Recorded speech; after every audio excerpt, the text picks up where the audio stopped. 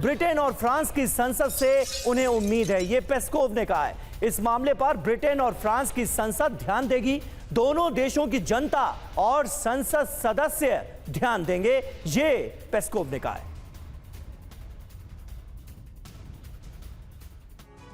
UEM Jaipur एक आदर्श लक्ष्य है। भावी छात्रों के लिए अच्छी नौकरी, भविष्य के लिए तैयार कौशल के साथ अच्छी शिक्षा।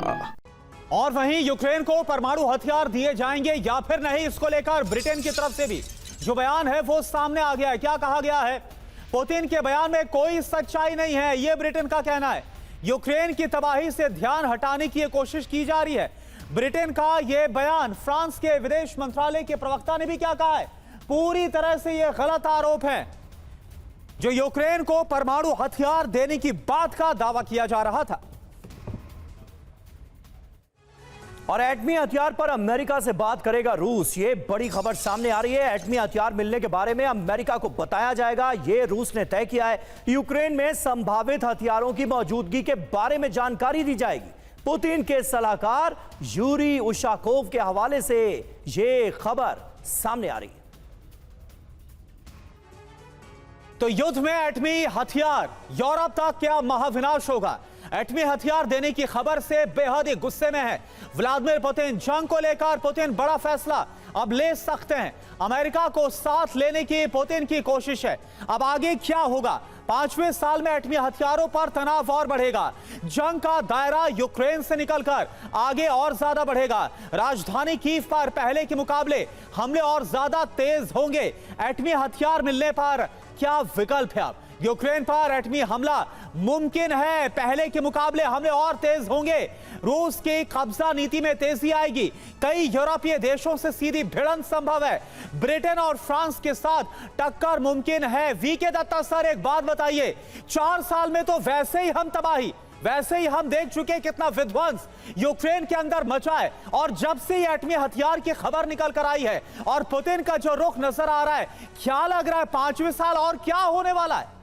देखिए, कुछ नहीं होने वाला। जो रूस की 4 मांगे थी उसके ऊपर लगातार वो बढ़त बढ़ाता चला जा रहा है। वो जब तक पूरा डोनबास, दोनेत्स्क, लुहांस्क को आज़ाद नहीं कर देगा वो रुकेगा नहीं। और जब वो हासिल कर लेगा तो हो सकता है वो नेगोशिएशन टेबल पे आ जाए और सीज फायर कर दे। लेकिन जो डिमांड थी कि आप नेटो नहीं ज्वाइन करेंगे, नेटो के कोई न्यूक्लियर हथियार यूक्रेन के अंदर डिप्लॉय नहीं होंगे, तो नहीं होंगे। अभी फ्रांस और यूके अगर बोलते हैं हम न्यूक्लियर हथियार दे देंगे, ये रूस कभी नहीं मानने वाला उसको। और इसको म्यूचुअल एश्योर्ड डिस्ट्रक्शन की तरफ चला जाएगा यूरोप। अगर आप तबाही चाहते हैं अपनी, क्या फ्रांस, क्या इंग्लैंड चाहेगा कि उनके ऊपर मिसाइलें गिरने लग जाएं? कोई नहीं चाहेगा, उनकी पब्लिक नहीं चाहेगी। आप दूसरे के जंग अपने सिर के ऊपर मोल क्यों लेना चाहेंगे?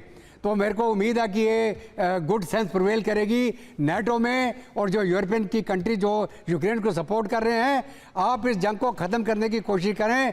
जो डिमांड थी रशिया की, जो आपने धक्का दे के रशिया को ज़बरदस्ती उसमें धकेला, जबकि एज़ोव बटालियन यूक्रेन की अत्याचार कर रही थी डोनबास, लुहांस्क में लगातार 5-6 साल से वो रशियन स्पीकिंग लोगों के ऊपर अत्याचार कर रहे थे। इसलिए रूस ने हमला किया यूक्रेन के ऊपर। तो ये चीज़ जो है रूस अभी लेके उसी को चल रहा है और उससे पहले नहीं रुकेगा रूस। और ये थोड़ा गुड सेंस प्रिवेल करनी पड़ेगी, नहीं तो जंग ये और विध्वंसक हो सकती है और पूरी दुनिया में तबाही फैल सकती है। ठीक बात है सर। और अगली खबर जो हम अपने दर्शकों के सामने रखने जा रहे हैं वो दरअसल पुतिन की टीम से जुड़ी हुई है। पुतिन की टीम पर बहुत बड़ा खतरा है। टीम पुतिन के खात्मे की सीक्रेट योजना बना ली गई। टारगेट पर पुतिन के टॉप मंत्री और रक्षा अधिकारी हैं। पुतिन ने खुद सुरक्षा बढ़ाने के निर्देश दिए हैं। यानी जैसे जैसे ये जंग साल दर साल आगे बढ़ती नजर आ रही है, खतरे भी बढ़ते जा रहे हैं।